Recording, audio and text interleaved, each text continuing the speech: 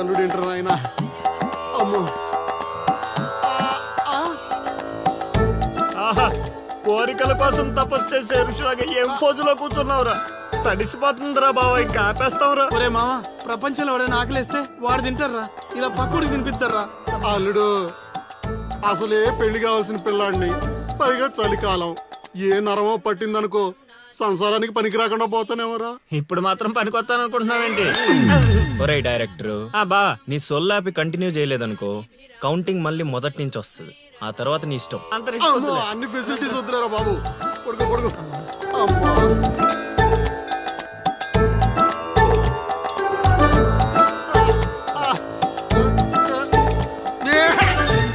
ఇంకా రావాలి కదరా కోరికల్ని పూజలు మాగా. అల్లుడు అల్లుడు ఆపేస్తావరా. నువ్వెక్కడ దొరికావురా నాయన? మాకు ఈ ఊళ్ళో ఉన్న 2 గుళ్ళకి మా బాబే పూజారి.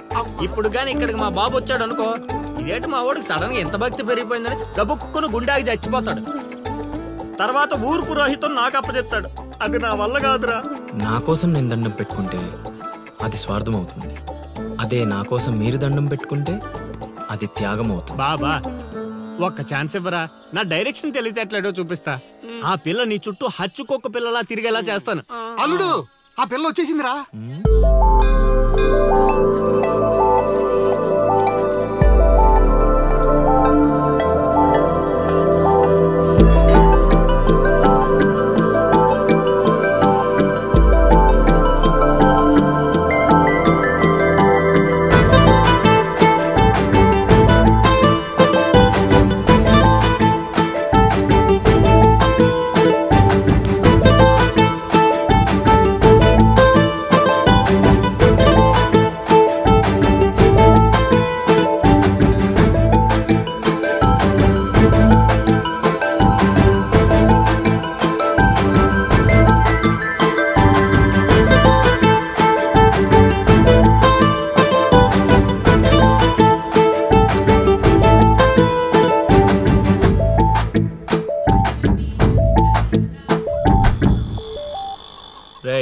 ఏం తేడా కొట్టదు కదా? నన్ను నమ్ముకోబా. హైదరాబాద్ నుంచి సీనియర్ మోస్ట్ జూనియర్ ఆర్టిస్ట్ రప్పించా. పెర్ఫార్మెన్స్ దోలు తీసేస్తారంతే. అల్లుడు ఆ పిల్ల వచ్చేస్తుంది అల్లుడు. బాగా దగ్గరకు వచ్చేసింది అల్లుడు.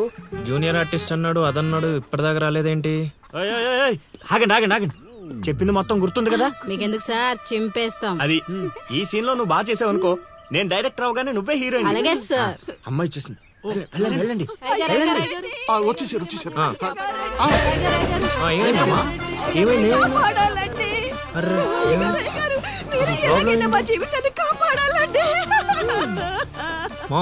అదేంటో ఈ ఊర్లో ఎవరికి కష్టాలు వచ్చినా నా దగ్గరికే వస్తున్నారు. దేవుడు నా పైన ఇంత భారం ఎందుకు వేసాడు నాకు అర్థం కావట్లే. ఒక్క ఈ ఊరేంటి అల్లుడు, ఈ చుట్టుపక్కల ఊర్లలో ఎవరికి ఏ ప్రాబ్లం వచ్చినా అందరూ నీ దగ్గరికి వస్తున్నారు.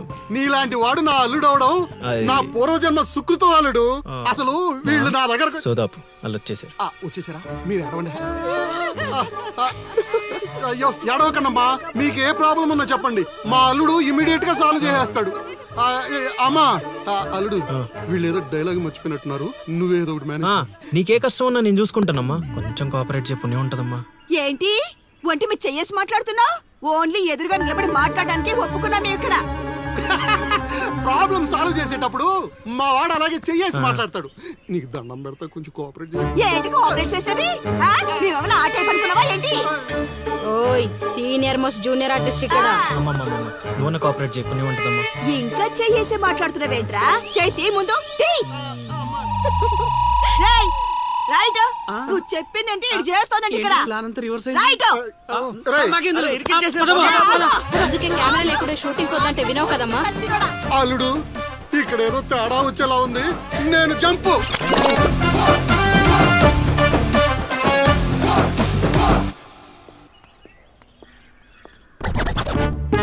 రే కక్కుర్తెదవా, నువ్వు వాళ్ళకిచ్చింది 2000, నేనిచ్చింది 10,000. బాయ్.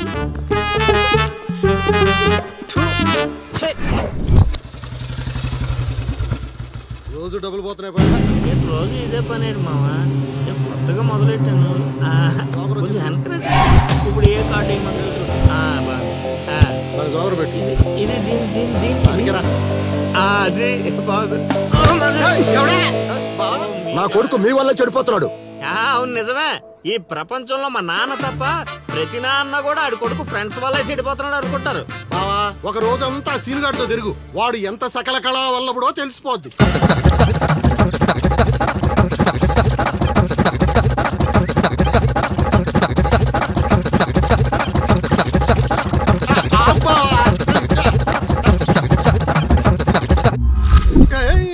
అమ్మాయి జీవితం మనశ్శాంతిలా కూడా పోతుంది అల్లుడు.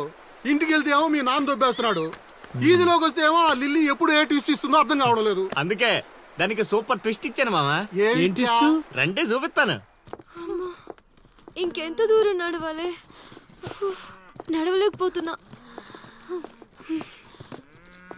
ఇంక నడవడం నా వల్ల కాదే బాబు. ఈ ఊరు వచ్చిన దగ్గర నుంచి అయితే నడిపిస్తున్నా, లేకపోతే పరిగెత్తిస్తున్నా. ఏదో సచ్చినాడో కావాలని చేశాడు. కొత్త టైర్లు పంచర్ ఎందుకు అవుతా చెప్పు. Absolutely right. ఏండే దీనికి మీకు ఎటువంటి సంబంధం లేదు, కానీ నాకు దానికి చాలా లావాదేవీలు ఉన్నాయండోయ్. అసలేంటి నీ ప్రాబ్లం? ఏం కావాలి? మీరు అలా డైరెక్ట్ గా అడిగేస్తే ఎలా అండి? హౌ మాకు క్లారిటీ ఏడ్చావాలిగా. అంటే మాట్లాడేదేమీ లేదు కదా, మేము వెళ్ళొచ్చు కదా. మాకు బా అంత కష్టపడి పంచర్ చేస్తే అంత సింపుల్ గా వదిలేసేవాటి బా.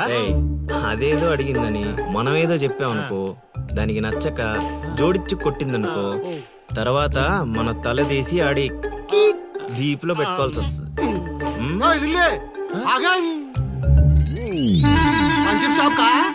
ఏంట్రా కళ్ళు కనిపించట్లేదా? కాకులు ఎత్తుకెళ్ళాయా? ఇప్పుడు వెళ్ళి 2 పుడిపించుకో. నువ్వు బాగాలడు సూపర్ మామ.